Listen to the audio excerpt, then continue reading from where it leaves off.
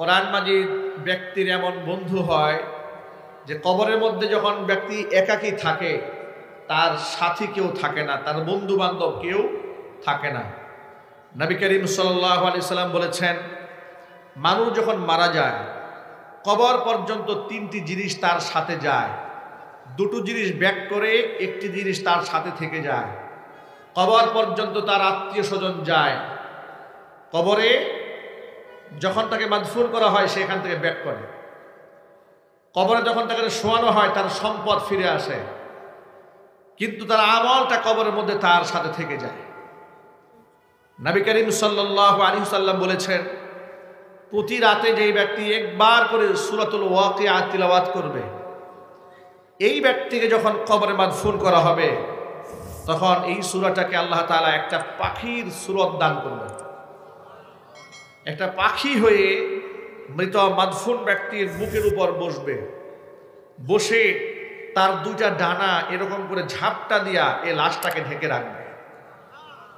তখন সে ডেকে ডেকে বলতে থাকবে ফেরেশতাদেরকে, যখন প্রশ্ন করতে আসবে মার রাব্বুকা ওয়া মান নাবিয়্যুকা ওয়া মা দীনুক, সে বলবে প্রশ্নের জবাব যা আছে সব আমি দেব, আস্তে আস্তে প্রশ্ন করো, তাকে আমি ঘুম পাড়িয়েছি, কিয়ামত পর্যন্ত তার ঘুমে বেঘাত সৃষ্টি হতে দেব।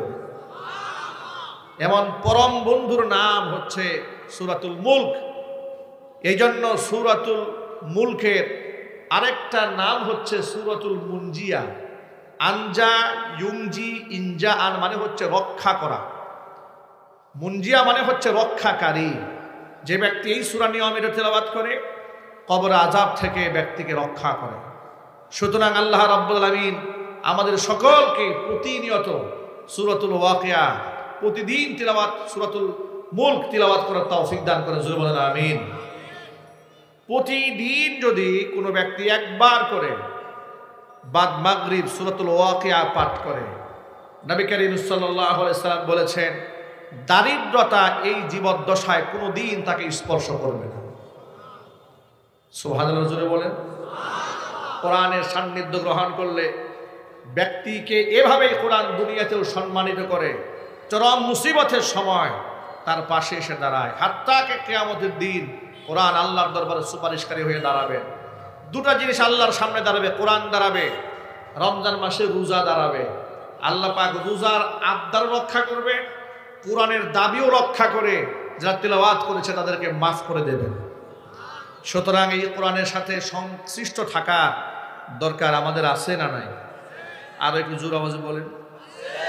আজকের মাহফিল কর্তৃপক্ষ মসজিদের উদ্যোগে আজকে আয়োজন করেছে। মসজিদ আল্লাহর ঘর, এই ঘরের সাথে মহব্বত রাখা পরকালে আল্লাহর পক্ষ থেকে বিরাট বড় নিয়ামত পাওয়ার লক্ষণ। আল্লাহর হাবিব সাল্লাল্লাহু আলাইহি ওয়াসাল্লাম বলেছেন, 7 শ্রেণীর মানুষকে আল্লাহ তাআলা আরশে মুআল্লার তলে ছায়া দেবে।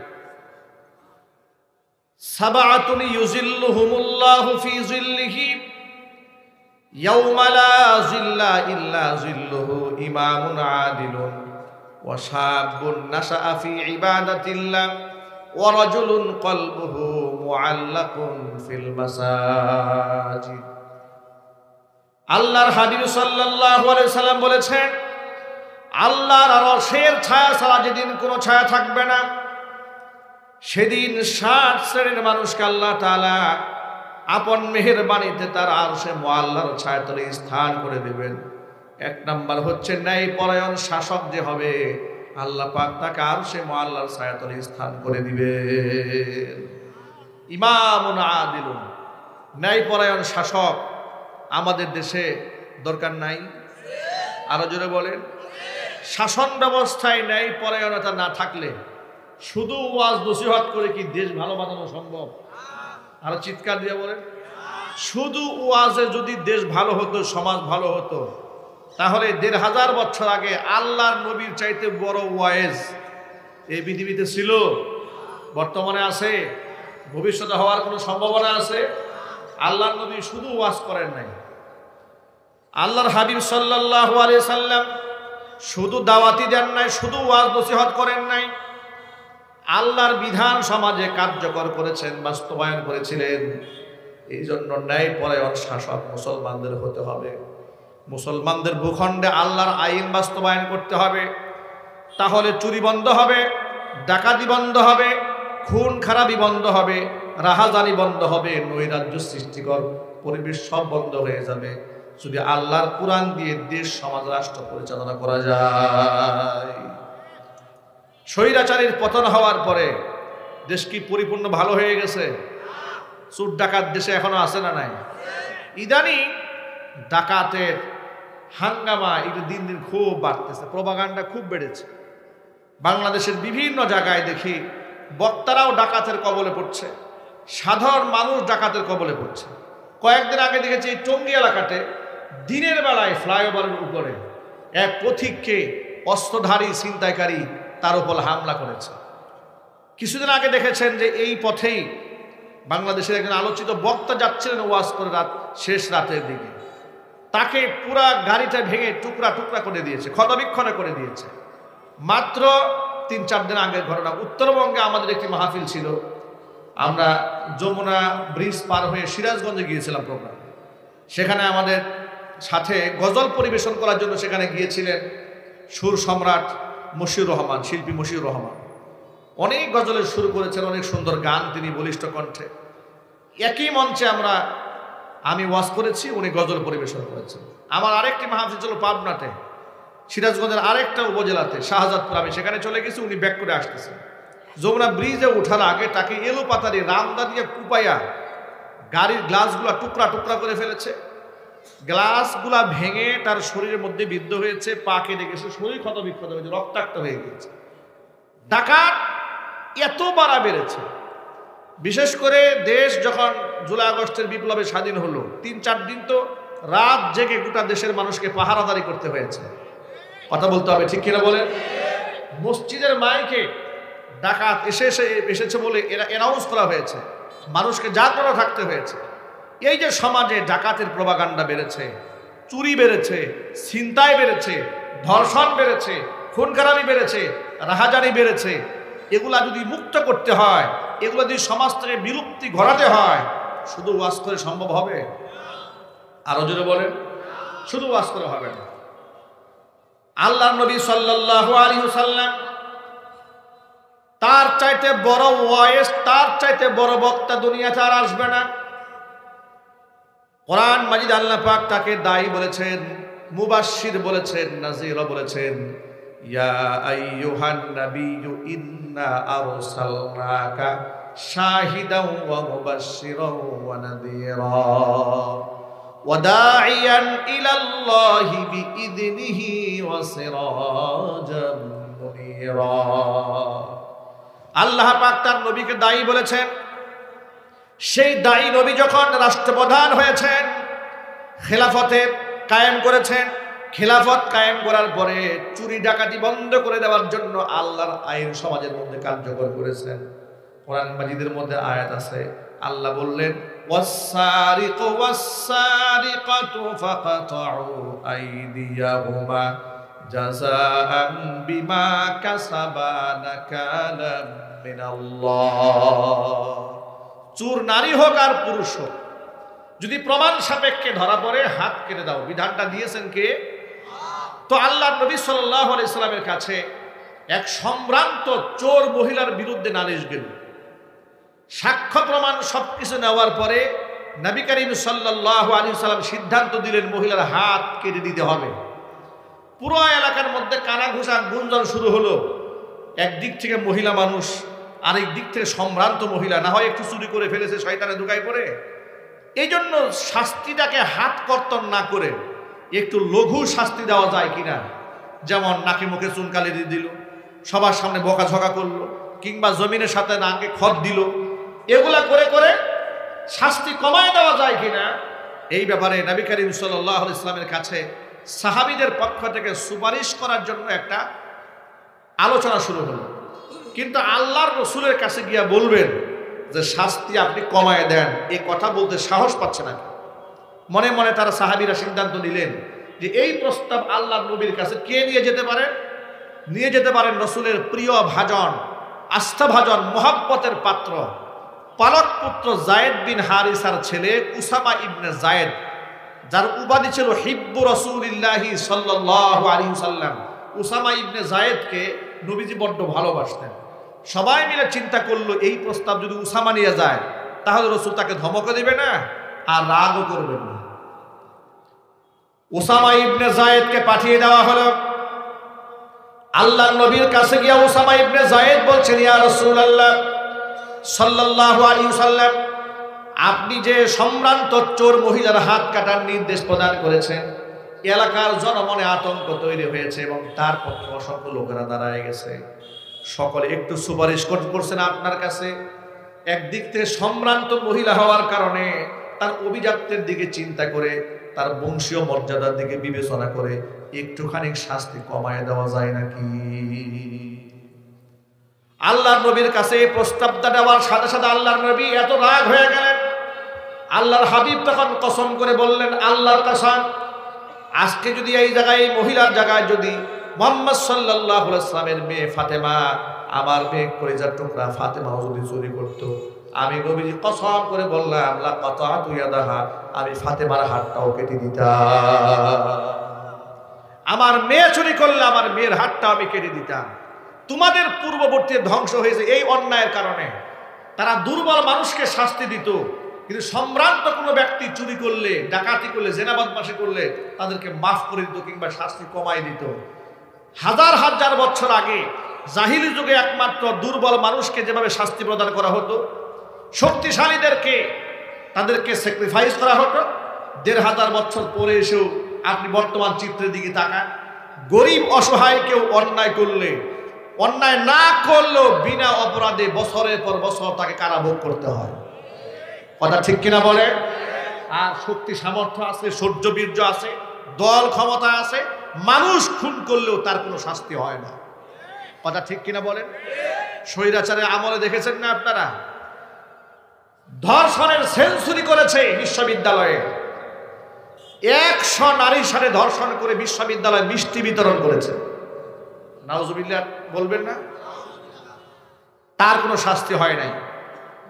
পক্ষান্তরে আলেম বউ নিয়ে বেড়াতে গেছে, একেবারে তাকে অ্যাটাক করে রিসোর্টের মধ্যে বন্দি করে নাজেহাল করা হয়েছে। নিজের বউ দিয়ে স্বামীর বিরুদ্ধে মামলা দেওয়া হয়েছে।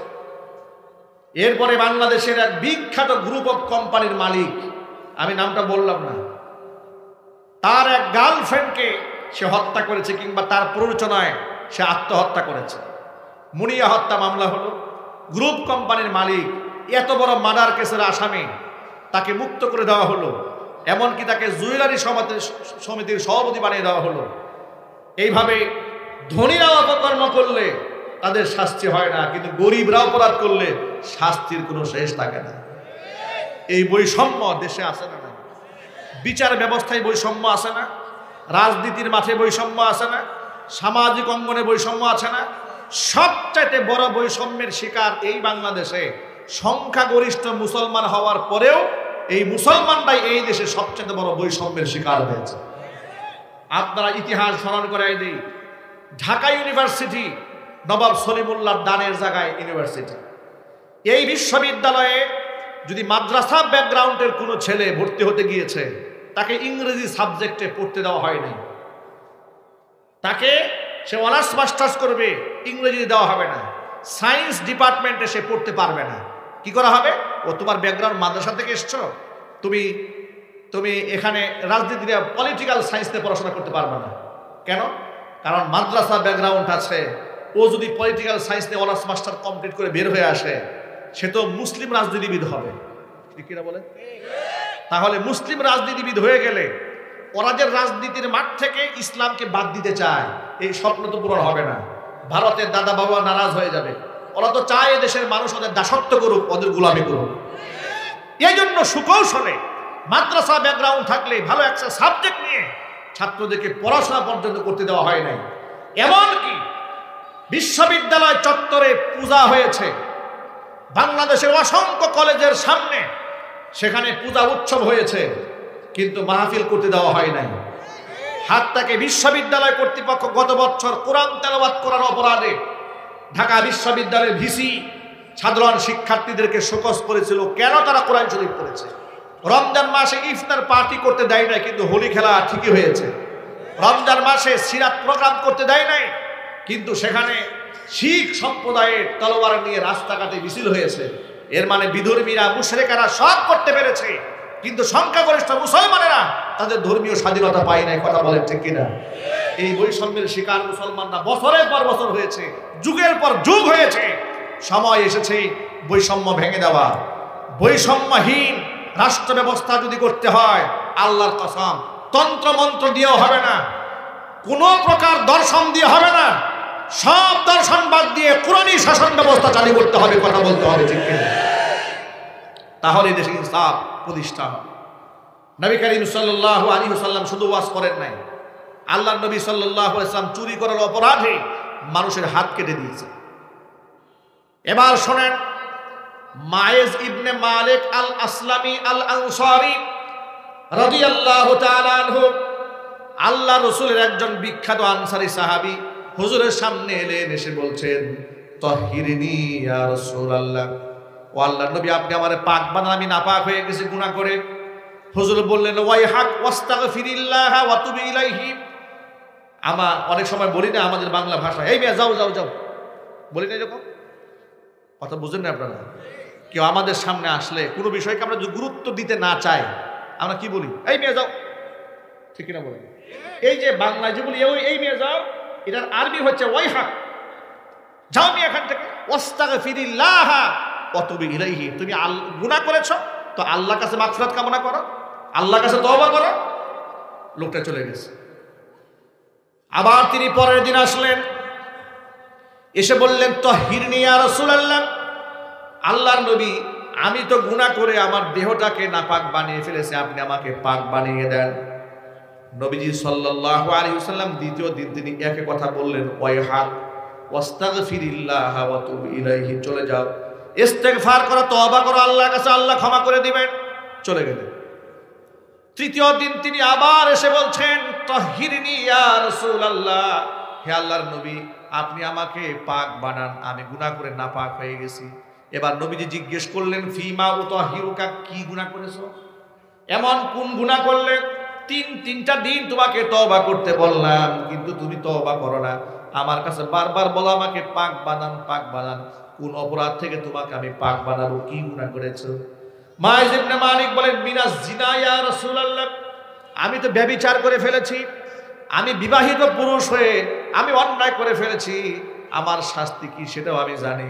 দুনিয়াতে আমি শাস্তি ভোগ করতে চাই, কিন্তু জাহান্নামের আগুনে পড়তে চাই না। আল্লাহর নবী যেহেতু এখন বিচারকের আদালতে আছেন, তিনি বিচারকের অবস্থানে আছেন, নবীজি সাল্লাল্লাহু আলাইহি ওয়াসাল্লাম তার বিষয়টাকে ভালো করে যাচাই বাছাই করার জন্য এলাকার মধ্যে তিনি গোয়েন্দা পাঠালেন। সাহাবায়ে কেরাম সেখানে গেলেন, তথ্য তালাশ করলেন। রাসূল জিজ্ঞেস করলেন, এলাকাবাসীকে জিজ্ঞেস করবা, আবিহি জুনুনুন আম শারিবাল খামরা, তার মধ্যে পাগলামি আছে নাকি, সে মাদক পান করেছে? একটু খোঁজখবর নিয়ে দেখা তো। নিজের মৃত্যু নিজে কামনা করে এত ভয়ঙ্কর শাস্তি গ্রহণ করতে চায়, তার মধ্যে কি পাগলামি টাগলামি আছে নাকি মদ্যপান করেছে? একটু খোঁজখবর নিয়ে দেখো। এলাকার মধ্যে তারা সাহাবায়ে কেরামের টিম চলে গেল, মাইজ ইবনে মালিক সম্পর্কে সকলের কাছে জিজ্ঞেস করলো। সবাই বলে যে না, তার মধ্যে পাগলামিও নাই আর সে মদও পান করে না। সাহাবায়ে কেরাম এই রিপোর্ট রাসূলের কাছে এসে জমা দিলেন। আল্লাহর নবী সর্বশেষ নিশ্চিত হওয়ার জন্য এবার সাহাবীদেরকে বললেন, তোমরা মাইজের মুখের মধ্যে নাক লাগাইয়া চেক করো, মুখের মধ্যে মদের কোনো দুর্গন্ধ আছে নাকি। একটু জোরে কোন আল্লাহু আকবার। ইসলামের বিচার ব্যবস্থা কতটা স্বচ্ছ। অপরাধী নিজে স্বীকার করছে আমি অপরাধ করেছি, এরপরেও আল্লাহর নবী সেখানে রায় ঘোষণা করছেন না, এটাকে সর্বশেষ পর্যন্ত যাচাই বাছাই করতেছে। আর আমাদের দেশের বিচার ব্যবস্থা কি হয়েছে দেখেন, বিডিআর বিদ্রোহের নামে নিরপরাধ মানুষকে 16 বছর 17 বছর জেলখানায় আটকায় রেখেছে। 17 বছর পরে আদালত বলল, বেকসুর খালাস, আপনার কোনো গুনাহ নাই। নাউজুবিল্লাহ বলবেন না? একটু জোরে বলেন। আচ্ছা আপনারা বলেন যে লোকটার গোটা জীবন থেকে 17টা বছর হারায় গেল। মেয়েরা বলছে আমার বয়স 17 বছর, 17 বছর আমার বাবাকে আমি দেখি নাই, আমি 17 বছর পরে বাবাকে দেখেছি। এক স্ত্রীর গল্প শুনলাম, গোটা এক দেশ এখন ভাইরাল। 14 দিন স্বামীর সাথে সংসার করেছে, বিবাহের পরে মাত্র 14 দিন স্বামী গ্রেফতার হয়ে গেল। 16 বছর পরে বের হয়ে এসে দেখে স্ত্রী নিজের ঘরে তার মা বাবাদেরকে নিয়ে অত্যন্ত সম্মানের সাথে, ধৈর্যের সাথে 14 দিনের সংসারকে 16টা বছর স্বামীর আশায় কাটিয়ে দিয়েছে। আল্লাহু আকবার। এই মুহূর্তে কত স্ত্রীরা স্বামীদেরকে ছেড়ে চলে গেছে, আর কেমন ধৈর্যশীল একটি মা আমার এমন নারী, গুড়া নারী জাতিকে সম্মানিত করেছে, ঠিক কিনা বলেন? আরে বাবা, বর্তমান সমাজ তো এমন নষ্ট, পথভ্রষ্ট নারী আছে, নিজের স্বামীকে ঘরের মধ্যে রেখে অপদার্থ জাহান্নামী মহিলা রাস্তায় রাস্তায় পরকীয়া করে বেড়ায়। কথা ঠিক নেবে ঠিক। আর সেই জায়গায় 16 বছর স্বামীর অপেক্ষায় আছে, পরকীয়া করে পালায় যায় নাই, প্রেম করে ভেগে যায় নাই, অবৈধ সম্পর্ক করে নাই। কত শরীয়তে তার হক ছিল, সে যদি চাইতো যে আমি এই না স্বামী থেকে ডিভোর্স চাই, তালাক চাই, তাহলে শরীয়ত তাকে পারমিট করে দিয়েছে। সুবহানাল্লাহ।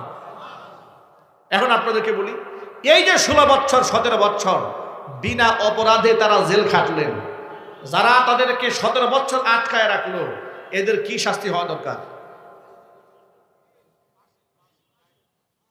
কি ভয় পাচ্ছে নাকি আপনারা কথা বলতে, নাকি খুব টেনশনে পড়ে গেছেন?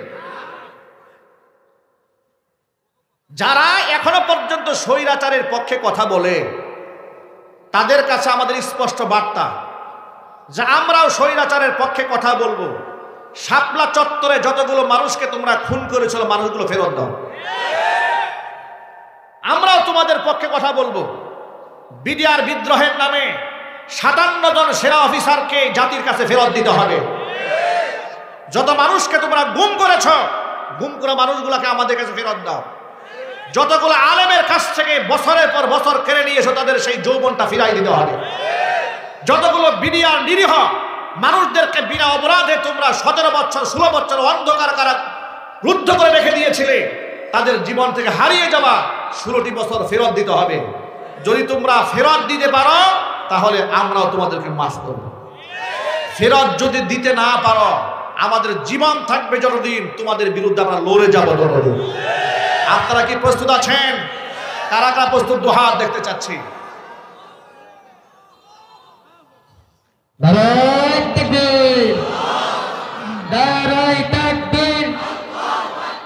আল কোরআনের আলো সংসদে জালো, আল কোরআনের আলো।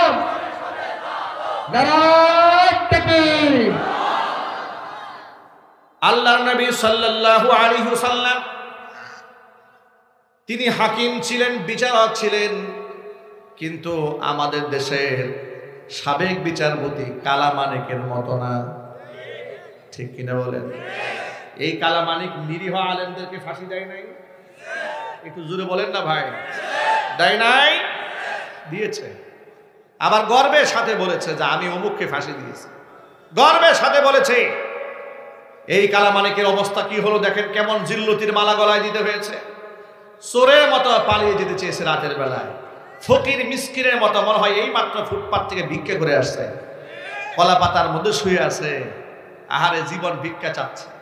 এই না তুমি শিক্ষিত মানুষ, একটা দেশের বিচারপতি হয়ে এমন জিল্লতি দুনিয়াতে, তোমার আখিরাতটা হবে কি চিন্তা করে দেখো।